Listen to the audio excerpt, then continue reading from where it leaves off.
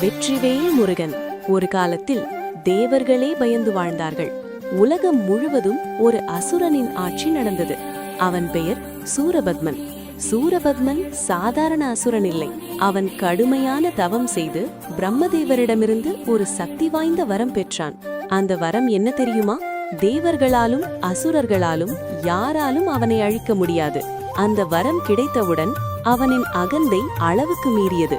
அவன் தேவர்களின் உலகத்தையே கைப்பற்றினான்.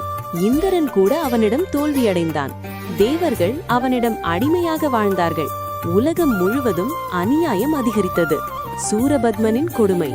சூரபத்மன் தன் சகோதரர்களான சிங்கமுகன் மற்றும் தாரகாசுரனுடன் உலகங்களை கைப்பற்ற ஆரம்பித்தான். தேவர்களின் அரண்மனைகள் அசுரர்களால் பிடிக்கப்பட்டது. தேவர்கள் தங்கள் சக்தியை இழந்து மிகுந்த துயரத்தில் இருந்தார்கள். இறுதியில் அவர்கள் அனைவரும் ஒரே இடத்துக்கு சென்றார்கள், கைலாசம். அங்கு சிவபெருமானிடம் அவர்கள் காப்பு கேட்டார்கள். ஹாய், முருகன் அவதாரம். தேவர்களின் துயரை கேட்ட சிவபெருமான் தன் 3ஆம் கண்ணை திறந்தார். அந்த கண்ணிலிருந்து 6 தீப்பொறிகள் பறந்தது. அந்த தீப்பொறிகள் சரவண பொய்கையில் விழுந்தது. அங்கு 6 அழகான குழந்தைகள் பிறந்தன. அந்த குழந்தைகளை 6 கார்த்திகை பெண்கள் வளர்த்தார்கள். பின்னர் பார்வதி தேவி அந்த 6 குழந்தைகளையும் ஒரே உருவமாக இணைத்தார். அப்போது பிறந்தார் ஆறுமுகன் முருகப்பெருமான். அவர் தேவர்களின் படைத்தளபதியாக அறிவிக்கப்பட்டார். சூரபத்மன் போர்.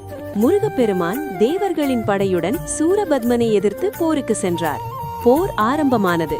சூரபத்மன் பல மாயாஜாலங்களை செய்தான். மலைகளாகவும் பெரிய பாம்புகளாகவும் பெரிய மலங்களாகவும் மாறி தாக்கினான். ஆனால் முருகனின் வேல் அனைத்தையும் அழித்தது. முருகன் தாரகாசுரனை தோற்கடித்தார். பின்னர் சிங்கமுகனையும் அழித்தார். இறுதியாக சூரபத்மன் மட்டும் மீதமிருந்தான். ட்ரெடி சூரசம்ஹாரம்.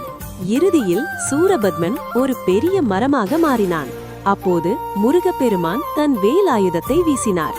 அந்த மரம் 2 துண்டுகளாக உடைந்தது. மயிலும் சேவலும். அந்த 2 துண்டுகளிலிருந்து ஒரு பகுதி மயிலாக மாறியது, மற்றொரு பகுதி சேவலாக மாறியது. சூரபத்மன் தன் தவறை உணர்ந்து முருகனிடம் சரணடைந்தான். முருகப்பெருமான் அவனை மன்னித்தார். மயிலை தன் வாகனமாக எடுத்தார். சேவலை தன் கொடியில் வைத்தார். அந்த நாள்தான் சூரசம்ஹாரம். இந்த கதை நமக்கு ஒரு பெரிய பாடம் சொல்கிறது. அகந்தை கொண்டவர்கள் எவ்வளவு வலிமையானவராக இருந்தாலும் தெய்வத்தின் முன் தோல்வியடைவார்கள். மேலும் இது போன்ற வீடியோக்களை காண்பதற்கு நமது MPA மீடியா ஆஃபிஷியல் சேனலை சப்ஸ்கிரைப் செய்யுங்கள். உங்கள் ஆதரவுக்கு நன்றி.